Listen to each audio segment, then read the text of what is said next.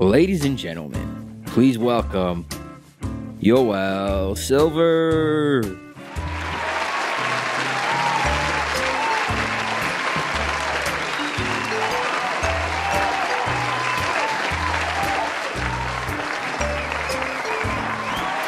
So, airline PSAs are becoming full-on art pieces, and it's about time we acknowledged it. I know for a fact you had to have been to the airport at 3 in the morning before for your 6 a.m. international flight to Europe, because you're supposed to get to the airport 3 hours beforehand when it comes to international flights. And I don't know how you're supposed to do that because your hands are attached to your body.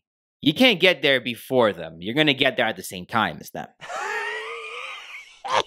And listen, I'm not used to the luxuries of life. I'm what you call nouveau rich. I'm so not used to being rich that there's not even an airport in the city that I live in. Vacationing is for rich people, not for people where I live. And just like everybody else at the airport, we're all sleep deprived. Nobody there is having a good time. Everybody's hanging by a thread. If you ever see a chipper person at the airport, stay away from them because they're in a cult. But eventually, you get to sit down in your airplane, and right before boarding off, you usually watch a video. It's usually a PSA that tells you what to do in case the worst thing imaginable happens.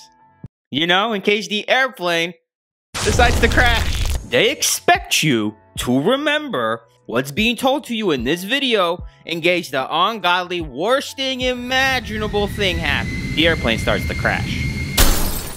And even though I'm Canadian, I flew Air Canada for the first time in my life. And I have to say that their PSA, by far, blew me out the park. You can't tell me we don't live in a simulation after you watch this PSA.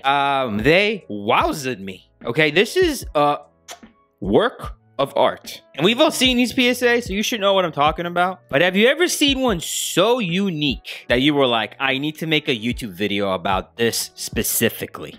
Okay, let me walk you through what happened so I can paint a picture in your head. But before the video even begins, okay, there's a message on the screen that goes, Air Canada would like to remind you that the Native Americans were here first.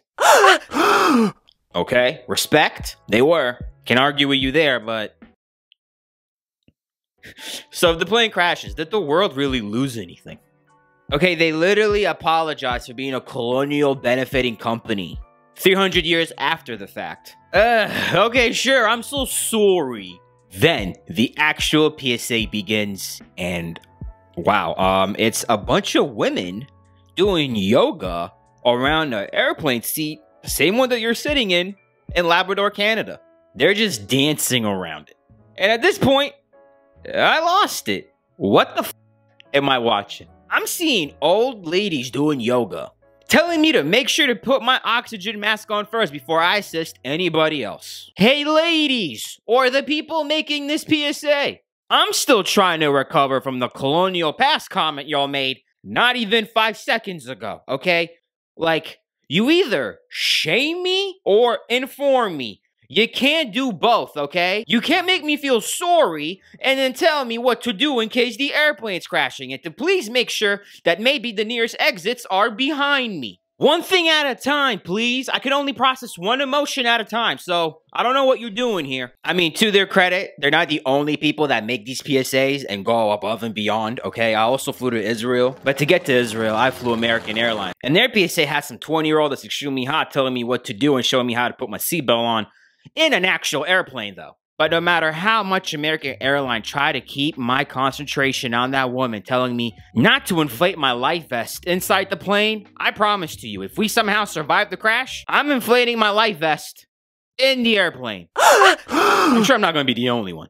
And I understand I'm not an idiot, okay? I know they don't do this for shits and giggles. There has to be a reason why every airline has a cinematic masterpiece to tell you what to do in case the worst thing possible can happen on an airplane. God forbid we ever come across this day. Okay, you go see your family in Europe and the airplane crashes on the way there. God. You would ruin the holidays for everybody forever. And it won't even be your fault. Anyway, okay, I'm not stupid. I know there's a reason why they have to show us these masterpieces before we board on a flight so that we know what to do in case the airplane does decide to crash. And it's because in 1984, they actually conducted a study in Australia. So I don't know how much we can believe this study.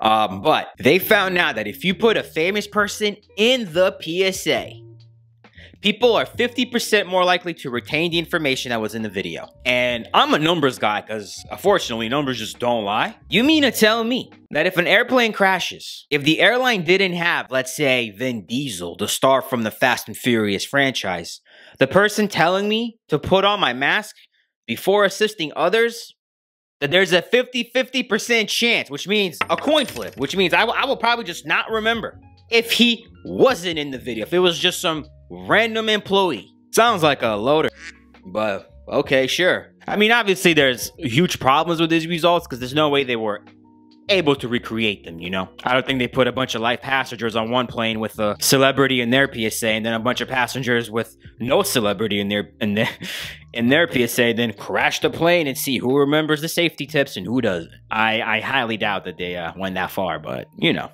Congress just passed the law that forces all of these airplanes to have to make PSAs now. 0 actual airplanes in the PSA, as you get to see beautiful landmarks of what Canada looks like. And let's be honest, there's like a 1% chance you're gonna survive the airplane crash in case it does crash. So as you sit there waiting for your inevitable death, you might as well be as zen as the people in the video because you're gonna die regardless. And is it really that bad? Because, I mean, the Native Americans were here first.